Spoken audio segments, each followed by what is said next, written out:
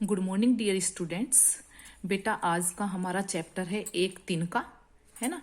प्रस्तुत कविता जो है हरि ओध जी के द्वारा लिखित है। हरि ओध जी का पूरा नाम अयोध्या सिंह उपाध्याय हरि ओध है ना।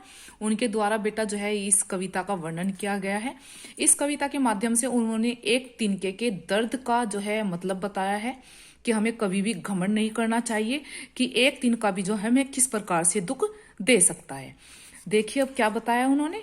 मैं घमंडों में भरा ऐठा हुआ, एक दिन जब था मुंडेर पर खड़ा, अचानक दूर से उड़ता हुआ, एक तिनका आंख में मेरी पड़ा।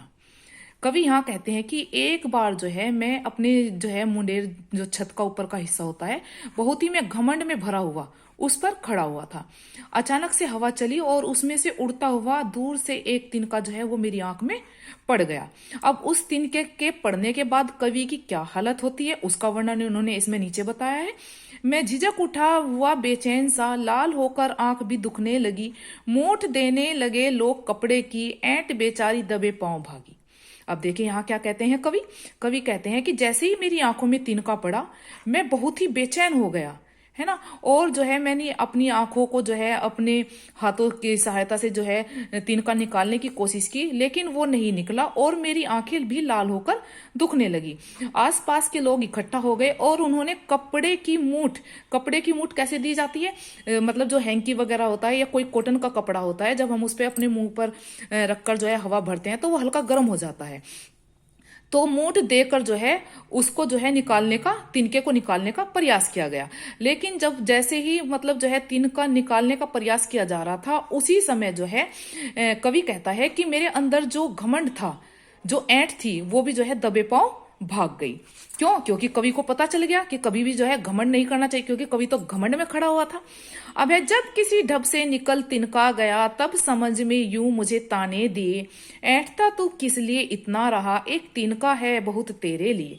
अब कवि कहता है कि जैसे ही मेरी आंख से तिनका निकल गया तब मुझे जो है एकदम से मतलब मुझे समझ में आया, जो मेरी समझ थी उसने मुझे ताने दिए कि तू किस बात का घमंड करता है, किस चीज पर इतना ऐंठता है, एक तिनका ही है जो है तुझे दुख देने के लिए। इसलिए कवि कहते हैं कि हमें कभी भी अपनी किसी भी चीज के ऊपर या अपने ऊपर जो है कभी घमंड नहीं करना चाहिए, क्योंकि घमंड जो है वो कभी ना कभी चकनाचूर हो ही जाता है। अब जैसे एक तिनके ने कवि को इतना कष्ट दिया है तो बेटा जो है घमंड भी इंसान का ऐसे ही टूट जाता है। इसलिए हमें कभी भी घमंड नहीं करना चाहिए। कवि ने यहाँ ऊपर बताया भी है, देखिए क्या बताया है कवि ने जो है मनुष्य को सचेत करते हुए कहा है कि हमें कभी घमंड नहीं करना चाहिए, क्योंकि घमंडी व्यक्ति को सबक सिखाने के लिए एक तिनका ही बहुत होता है। क्लियर बेटा।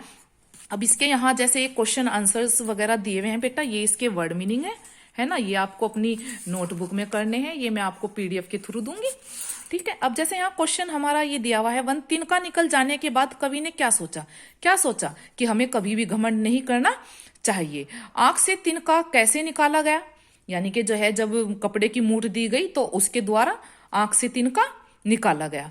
कवि की समझ ने उसे क्या ताने दिए, कवि की समझ ने उसे ताने दिए कि हे मूर्ख मनुष्य, तू किस चीज का घमंड करता है, एक तिनका ही होता है काफी इंसान को दुख देने के लिए, इसलिए कभी भी घमंड नहीं करना चाहिए।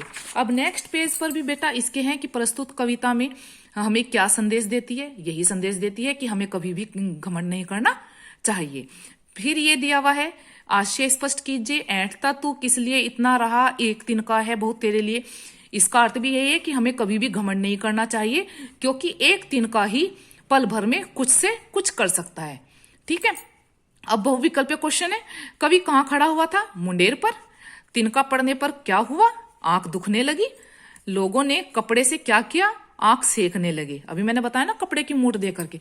अब नीचे भी इसके कुछ क्वेश्चन है बेटा, ये मैंने यहाँ ऑलरेडी किए हुए हैं, है ना। कवि क्यों बेचैन हो उठा, एक तिनका आंख में पड़ने से कवि बेचैन हो उठा। लोग किसकी मूठ देने लगे, लोग कपड़े की मूठ देने लगे। बेचैन शब्द में कौन सा उपसर्ग है, बेचैन शब्द में बे उपसर्ग है ना, और चैन जो है ये प्रत्यय है। क्लियर। अब मैं आपको ये पूरा जो है लेसन बेटा पीडीएफ के थ्रू दूंगी, ओके बेटा। और अपना वर्क आप अप टू डेट रखेंगे, कोई भी वर्क आपका पेंडिंग नहीं होना चाहिए, क्योंकि फिर बाद में आप लोगों को ही प्रॉब्लम होती है। ओके बेटा, थैंक यू।